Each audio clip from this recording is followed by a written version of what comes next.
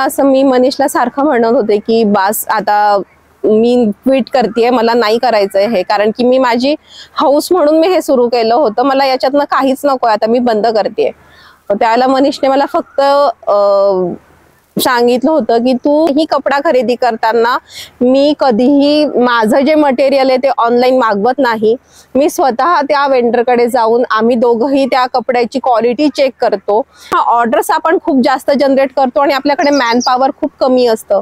त्यावेळेला ती situation tackle करणं माझ्यासाठी खूप चॅलेंजिंग होतं. करायला सुरुवात केली आणि त्यातनंच मला हळूहळू ऑर्डर्स जनरेट व्हायला लागल्या. पण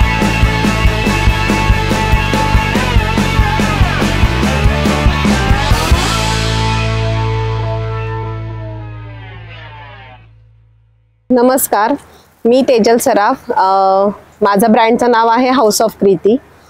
मी मूळची खानदेशातली, जळगाव आणि अंबळनेर हे माझं माहेर. माझं स्पेशलायझेशन किड्स फॅशन्समध्ये माझं झालंय, त्याच्यामुळे मी किड्स कलेक्शन तयार करत असते, किड्सचे कपडे तयार करत असते, लहान मुलांचे कपडे तयार करत असते. तर हाऊस ऑफ कृतीची सुरुवात कशी झाली हे एक महत्त्वाचं आहे. खरं म्हणजे लहान मुलांचे कपडे बनवायचं हे एक पॅशन होतं, लहान मुलांसाठी डिझाईन्स तयार करायचं हे पॅशन होतं. पण याची सुरुवात कशी झाली म्हटलं तर जेव्हा माझाच बाळ खूप लहान होतं त्यावेळेला बघितलं गेलं की कपड्याची क्वालिटी म्हणा किंवा स्टिचिंगची क्वालिटी म्हणा, ती मला एवढीशी खूप मार्केटमध्ये ज्या काही कपडे किंवा ज्या क्वालिटीचे कपडे आपण विकत घेतोय ते मला तसे आवडत नव्हते. आणि त्यामुळे मग मी स्वतःचे मुलाचे किंवा माझ्या स्वतःच्या भावाच्या मुलींचे कपडे डिझाईन करायला आणि स्टिच करायला सुरुवात केली.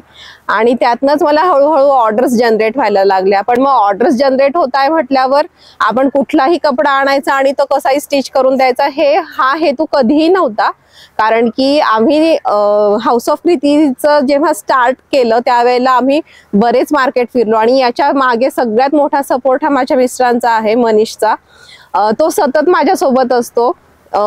त्याचं काहीही काम असलं ऑफिसचं, त्याचं स्वतःचं पर्सनल काम असलं तर तो माझ्यासाठी तो अगदी बाजूला ठेवून तो माझ्यासोबत त्यानेही मार्केट सर्च केला की अगं हा कपडा असा रॅश करणारा आहे किंवा हे प्युअर कॉटनच्या नावाखाली कुठलाही कपडा देतायत. तर त्या खूप बारीक बारीक गोष्टी आम्ही सर्च केल्या.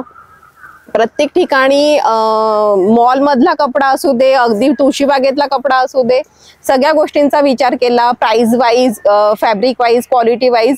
आणि त्यातनं मग हळूहळू आम्ही स्वतःला काय विकायचं, तयार करायचं आहे हे ठरवत गेलो. आपण जे तयार करतोय हे लोकांना खरंच आवडतंय का, त्यांना खरंच त्याचा फायदा होतोय का, हेही आम्ही बघत होतो साईड बाय साईड. आणि त्यामुळे कस्टमरचा एक विश्वास आमच्यावर वाढला. अजूनही कपडा खरेदी करताना मी कधीही माझं जे मटेरियल आहे ते ऑनलाईन मागवत नाही. मी स्वतः त्या वेंडरकडे जाऊन आम्ही दोघंही त्या कपड्याची क्वालिटी चेक करतो. आणि तो कपडा जेव्हा माझ्या शॉपमध्ये येतो आम्ही त्या कपड्यावर एक छोटंसं टेस्ट घेत असतो की तो कपड्याचा एक छोटा तुकडा काढतो, त्याच्यावर वॉशिंग ट्रीटमेंट झाल्यानंतर तो कपडा कसा रिॲक्ट होतो, तो जेव्हा कोरा असतो म्हणजे त्याला पाण्याचा टच झालेला नसतो त्यावेळेला तो कपडा कसा रिॲक्ट करतो, ह्या सगळ्या गोष्टींची आम्ही खूप बारीक टेस्ट घेत असतो. कारण की माझ्यासोबत माझे मिस्टर म्हणजे मनीष ते पण इतके जास्त इन्व्हॉल्व आहेत ह्या सगळ्या गोष्टींमध्ये. आणि हाऊस ऑफ कृती हे नाव देण्याचं त्यामागे हाच एक मुद्दा आहे. खरं म्हणजे ही कृती म्हणजे काय, आपण काहीतरी नवीन क्रिएट करत असतो, नवीन क्रिएशन्स तयार करत असतो. तर त्याच्या अनुषंगाने आलेलं हे कृती. आणि ह्या कृती म्हणजे ह्या कृतीच्या घरामध्ये आपण रोज नवीन काहीतरी आम्ही बनवत असतो. बनवताना आम्ही पण भरपूर काही काही शिकत असतो की अगदी छोट्या छोट्या गोष्टी असतात की अरे बाळाला टोचतंय, मग आपण ओव्हरलॉक नाही केलं पाहिजे, आपण ती स्टिच लाईन पूर्ण कव्हर केली पाहिजे. म्हणजे ह्या इतक्या बेसिक रिक्वायरमेंट्स आहेत प्रत्येक आई वडिलांच्या, त्या आम्ही पूर्ण करण्याचा प्रयत्न करतोय अजून तरी. खरं म्हणजे हाऊस ऑफ कृती हे जेव्हा चालू झालं, जेव्हा मी खूप एकदम स्वतःला कम्फर्ट झोनच्या बाहेर ठेवून मी हे काम करायला सुरुवात केली त्यावेळेला प्रचंड प्रॉब्लेम्सही फेस केले आहेत. सगळ्यात मोठा प्रॉब्लेम हा होता की माझ्याकडे मॅन पॉवर अजिबात नव्हती. मी स्वतः एकटी फक्त कपडा खरेदीला आणि याच्यात मला एक सांगायचं वाटतं की स्टिचिंगच्या वेळेलाही मला मनीषने हेल्प केली आहे. पण हे सगळं करत असताना जेव्हा आणि एका वेळेला असं होतं की जर का तुमच्याकडे 10 ऑर्डर्स असतील तर तुम्ही ते पूर्ण कसे करणार, मॅन पॉवर त्यावेळेला अजिबातच नव्हतं ना, घरात खूप कामाला बाया होत्या किंवा असं होतं, अशातलाही प्रकार नव्हता।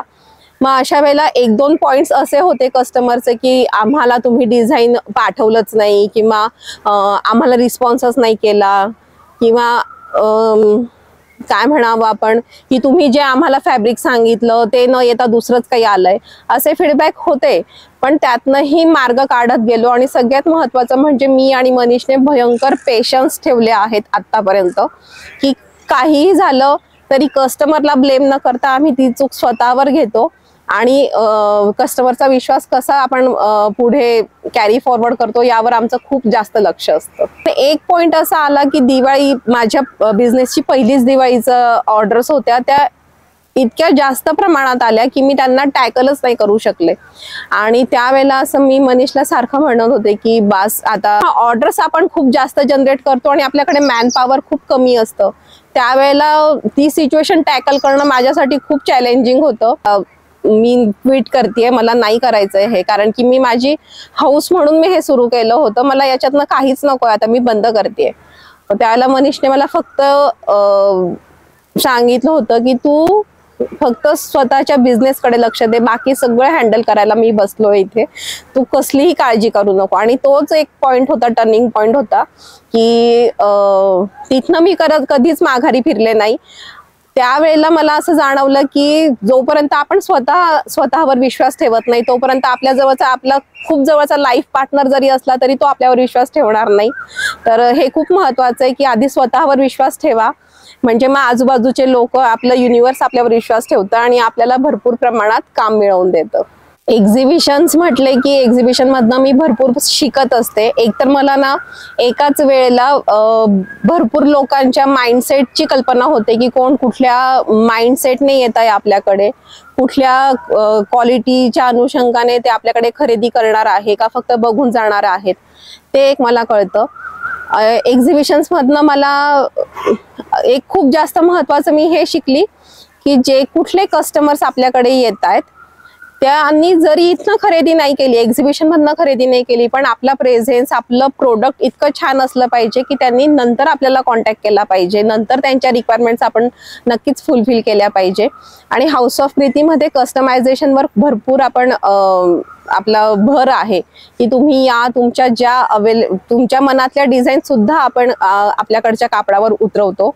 तर एक्झिबिशन करणं हे म्हणजे मला तरी असं वाटतं की एकाच वेळेला आपण खूप साऱ्या लोकांच्या म्हणजे मनाला भेटतो की त्यांच्या विचारांना आपण भेटतो की त्यांचं नेमकं काय म्हणणं आहे, त्यांचे फीडबॅक काय आपल्याला जाणवतात। आपल्या हाऊस ऑफ प्रीती ह्या ब्रँडच्या अंतर्गत आपण स्पेशली लहान मुलांचे कपडे डिझाईन करून स्टिच करत असतो।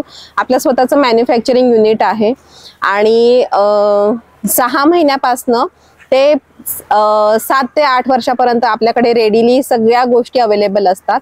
7 वर्षापासून पुढे आपल्याला 15 वर्षापर्यंत आपण बाय ऑर्डर कस्टमाइज करून देत असतो आणि त्यातही तुम्हाला हव्या त्या डिझाईन्स, तुम्हाला हव्या त्या फॅब्रिकसाठी आम्ही काम करत असतो।